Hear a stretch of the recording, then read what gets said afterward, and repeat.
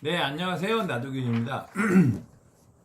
이번에 질문하신 분은 이제 심혈관 질환 하는데, 이제 심혈관 질환이 뭐냐? 지금 내가 호흡이 불편하고 가슴도 아프고 또 뭐 피곤하고 이러니까 혹시 심혈관 질환 아니냐? 심혈관 질환의 증상은 뭐냐?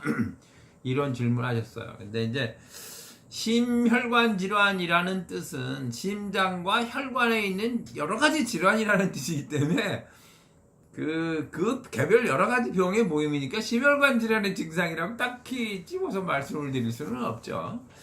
그렇고, 잠깐 이제 심장과 혈관을 잠깐 보면 그걸 폐쇄순환 시스템이라고 그러는 건데, 그 혈관이 심장에서 아니라 쭉 혈관 밖으로 나가지 않고 계속 돌면 다시 심장으로 오는 거죠. 뭐 이렇게 어디가 열려 밖으로 나가는 부분이 아니고 개방순환이 아니라 폐쇄순환이라는 거죠. 그러니까 혈관 속에서 도는데 그냥 돌 수는 없으니까 혈관의 한 부분이 커져서 펌프질을 하는 거, 그게 이제 심장인 거죠. 그래서 몰아서 심혈관 질환이라고 하는 겁니다. 그러니까 심장에 관계되는 약, 예를 들어 부정맥약을 쓰면 혈압도 같이 떨어지기도 하고, 혈압약을 쓰면 맥도 느려지기도 하고, 그래서 심장에 관계되는 약과 혈관에 관계되는 약은 거의 같이 작용합니다. 어떻게 특징이 갖고 거의 같은 거라서 그렇습니다. 그런데 이제 그 심혈관 질환에 그러면 그래도 뭐 속하는 질환이 이왕에 말이 나왔으니까 뭐뭐 있냐 이게 따져보면 흔히 아시는 게 이제 우선 고혈압, 뭐 동맥경화증 이런 것들이 이제 아주 많이 아시는 거고요.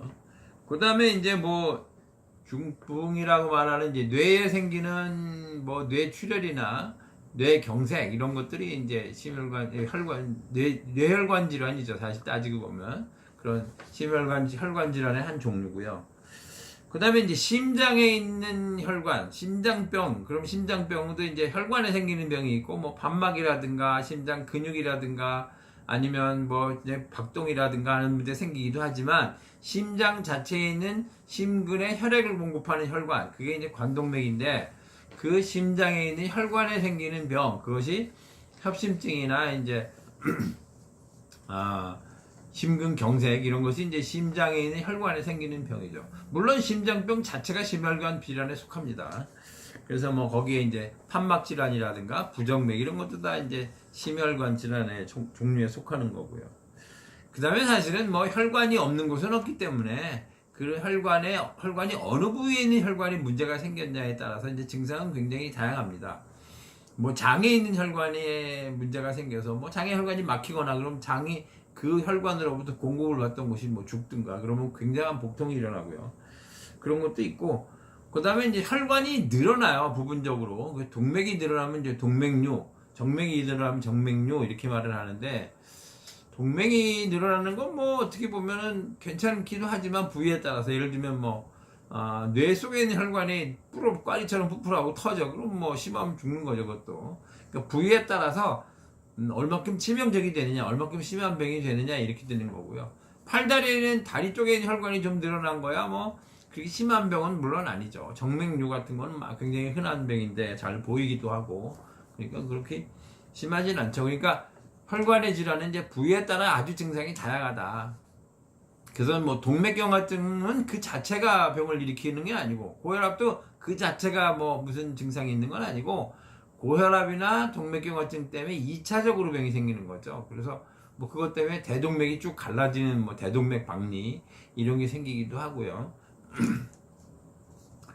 아무튼 혈관에 생기는 질환은 종류의 부위에 따라서 굉장히 다르다. 그래서 뭐 주로 이제 우리가 심혈관 질환이라고 말하는 것 중에 제일 중요한 것들은 뇌에 생기는 이제 중풍, 뇌출혈, 뇌경색 이런 것과 심장 질환, 그 중에서 이제 심장 질환을 하고 심장에서 또 혈관에 있는 뭐 심장 질환은 이제 판막 질환, 부정맥이나 뭐 무슨 심부전증 이런 거 하고, 혈관에 생기는 이제 협심증이나 심근경색 이런 것들이 이제 주로 말하는 심혈관 질환입니다.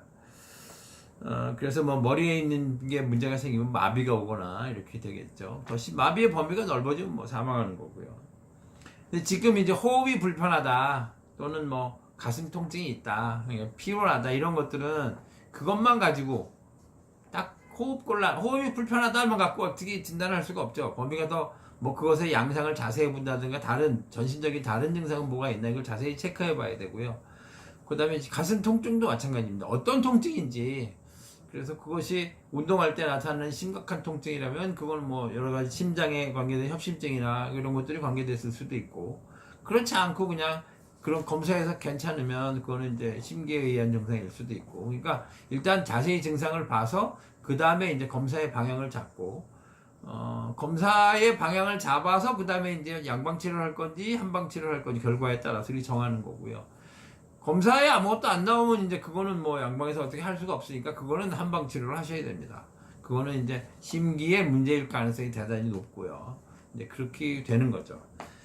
근데 이제 이런 병들 자체는 검사는 검사고, 검사는 뭐 진찰과 검사는 진행을 하셔야죠.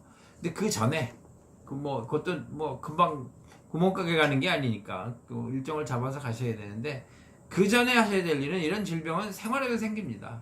우선은 운동을 가볍게 하시고 긴장을 풀어주고 스트레스를 줄여주고 하는 것은 뭐 언제나 반드시 하셔야 되는 겁니다. 일단 그렇게 하시면서 일정을 잡아서 자세히 진찰을 받고 그거에 따라서 계획을 세우시면 될 것 같습니다. 네, 이상 나도균이었습니다.